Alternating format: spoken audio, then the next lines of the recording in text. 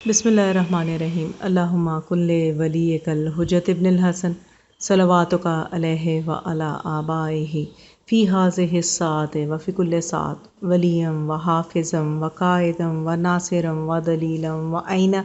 حتی تسکنہ ارضک طوعا وتمتعہ فیہا طویلا برحمتک یا ارحم الراحمین اللہم صلی علی محمد وآل محمد وعجل فرجہم۔ السلام علیکم کنیزان زہرا و منتظرین امام زمان۔ محرم الحرام کی آمد ہے۔ کثیر تعداد میں انشاءاللہ عزاداری اور مجالس عزا کا اہتمام کیا جائے گا۔ مومنین و مومنات کی ایک بہت بڑی تعداد اس کی سعادت و برکتوں سے مستفید ہوگی۔ اسی مناسبت سے آج کے موضوع کو میں نے 3 حصوں میں تقسیم کیا ہے۔ سب سے پہلے حصے میں آداب و فرائض کا تذکرہ ہوگا کہ وہ کون سے آداب و فرائض ہیں جن کا اختیار کرنا بہت ضروری ہے ہر مومن و مومنہ کا کے لیے کہ جب وہ اس بات کی خواہش رکھتا ہے کہ وہ مجلس حسین میں شامل ہو۔ سب سے پہلے اور سب سے اہم بات ادب عزاداری کا ہے کہ آپ اپنی نیتوں میں خلوص پیدا کریں۔ جب آپ مجلس حسین میں شامل ہو رہے ہیں تو آپ کی نیت ہو کہ اس میں صرف اور صرف خوشنودی چہارد معصومین کے لیے میں اس میں شامل ہو رہا ہوں، نہ کہ آج کل کے دور حاضر میں بہت افسوس کے ساتھ یہ کہنا پڑتا ہے کہ لوگوں نے اپنا مطمع نظر کچھ اور بنا لیا ہے۔ وہ چاہتے ہیں کہ یہ مجالس عزا میں اس لیے شامل ہوں کہ گھر والے خوش ہو جائیں، اور بانیان مجلس یہ چاہتے ہیں کہ ان مجالس کا اہتمام اس لیے کیا جائے کہ کسی اپنے خاندان والے یا اپنی سوسائٹی والے یا اپنے اور کسی سے بڑھ چڑھ کر تبرک دے دیا جائے، کھانے پینے کا اہتمام، عزاداری کا خرچ اور یہ وہ وغیرہ میں اس میں بھی بھیڑ چال ہو گئی۔ کم از کم آپ اپنی نیتوں میں خلوص رکھیں کہ یہ کام اخلاص نیت سے کیا جائے گا تو اتنا ثواب ہے جس کا تذکرہ میں اپنی بیان کے آخری حصے میں کروں گی۔ اس کے بعد میں اپنی مومنات سے مخاطب ہوتی ہوں کہ مومنات، محرم الحرام کا مقصد آپ کے برانڈڈ کالے کپڑوں کی نمائش نہیں ہے۔ آپ کے کپڑے کالے ہونے کے ساتھ ساتھ اگر پرانے و بوسیدہ بھی ہو جائیں تو اس کی زیادہ مستحب ہے، زیادہ اچھا ہے، بجائے کہ آپ اسپیشل خریداری کریں جیسے کہ آج کل کی برانڈز آپ لوگوں کے اس شوق کو دیکھتے ہوئے، اس انٹرسٹ کو دیکھتے ہوئے نئی کلیکشنز لانچ کرتی ہے۔ اور اس کے بعد اپنے مومنین سے بھی مخاطب ہونا چاہوں گی کہ آپ مجلس عزا میں شامل ہوں، لیکن اس کا مقصد جیسے آج کل کی نئی نسل کا یہ ہے کہ مجالس عزا میں شامل ہونے والی نامحرم خواتین کو ضرور دیکھیں، تو مجلس عزا میں بے پردہ شامل ہونے والی کوئی بھی لڑکی کنیز زہرا نہیں ہے۔ اور اسی طرح میرے بھائیوں، کوئی بھی ایسا مومن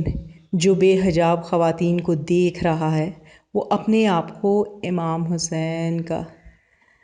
پیروکار نہ سمجھے، کیونکہ یہ وہ اعمال ہیں جو آپ کو عزاداری کی سعادت سے محروم کر دیتے ہیں۔ اس کے ساتھ ساتھ آپ نے اس بات کو ملحوظ خاطر رکھنا ہے کہ جو خرچ آپ عزاداری پہ کر رہے ہیں اس کی نمود و نمائش نہ کی جائے، جیسا کہ بہت سے لوگ یہ کرتے ہیں کہ زیادہ سے زیادہ تذکرہ کیا جائے، فلیکس لگا دیے جائیں، لوگوں میں بہت دیر تک چرچا رہے ان کے تبرک کا، ان کی مجلس کا، لیکن وہ اجر و ثواب جو اس عزاداری اس کے ساتھ منسلک ہے وہ اس سے محروم ہو جاتے ہیں۔ تو آپ نے ان غلطیوں کو دہرانا نہیں ہے، اپنی آنکھوں کو پاک کریں تاکہ ان آنکھوں سے آپ نے مولا کے ذکر میں آنسو بہانے ہیں۔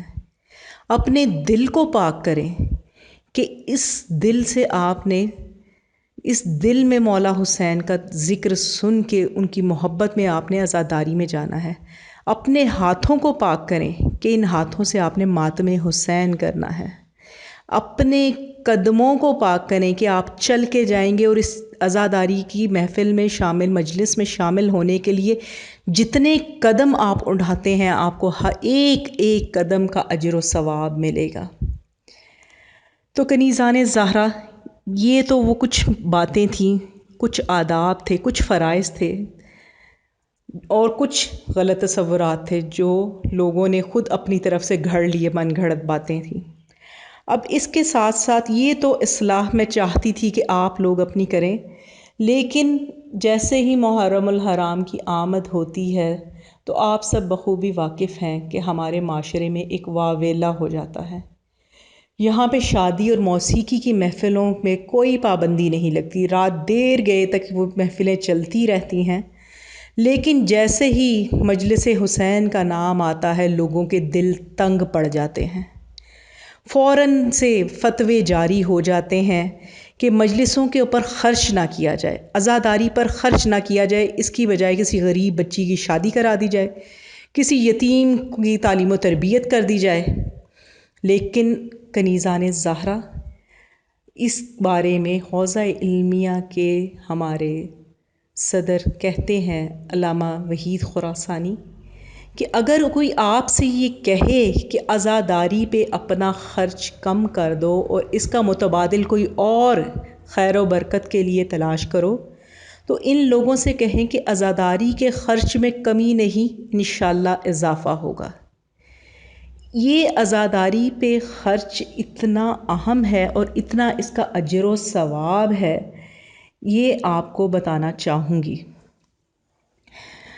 مہد العلوم کے شاگرد شیخ حسین تبریزی نے وادی السلام نجف اشرف کے قبرستان میں چشم برزخی سے دیکھا کہ وادی السلام میں مدفون مومنین اور ملائکہ ایک نیک مومن کی روح کے استقبال کی تیاری کر رہے تھے۔ اس کے لیے انواع و اقسام کے جنتی کھانوں کا اہتمام کیا گیا۔ شیخ حسین تبریزی فرماتے ہیں کہ پوچھنے پر معلوم ہوا کہ اس شخص کو یہ مقام 3 خصوصیات کی بنا پر حاصل ہوا تھا۔ سب سے پہلے وہ اہل بیت رسول سے بے پناہ محبت کرتا تھا۔ نمبر 2، ہمیشہ رزق حلال کھاتا تھا۔ اور جو تیسری اور سب سے اہم بات جو میں آپ کے ساتھ شیئر کرنا چاہوں گی کہ سال بھر کے اخراجات کے بعد جو کچھ بھی بچ جاتا وہ سب کا سب امام حسین علیہ السلام کی عزاداری کی راہ میں خرچ کر دیتا تھا۔ تو آپ نے دیکھا کہ کیا اجر و ثواب ہے اگر آپ اپنی نیتوں میں خلوص لا کر عزاداری پر پیسے خرچ کریں، عزاداری کا اہتمام کریں۔ اب آپ کو یہ بتانا چاہوں گی کہ مجلس برپا کرنے کا ثواب کتنا ہے کہ کامل الزیارات میں ابن کلوویہ سے روایت ہے کہ ہمارے 5ویں امام محمد باقر علیہ السلام نے فرمایا، جو شخص مجلس عزا برپا کرے میں اس کے لیے 2000 حج 2000 عمرے کے ثواب کی ضمانت دیتا ہوں۔ یہ کوئی چھوٹی بات نہیں ہے۔ کنیزان زہرا، آپ میں سے بہت سی ابھی حج کی سعادت حاصل کر کے حج سے واپس آئی ہیں اور جانتی ہیں کہ حج کرنا موجودہ دور میں ایک بہت فائنینشلی بھی فزیکلی بھی بہت مشکل کام ہے، بہت صحیح کرنی پڑتی ہے، تکلیفیں صعوبتیں برداشت کرنی پڑتی ہیں۔ لیکن میں قربان جاؤں کہ ہمارے 5ویں امام ضمانت دے رہے ہیں 2000 حج کی،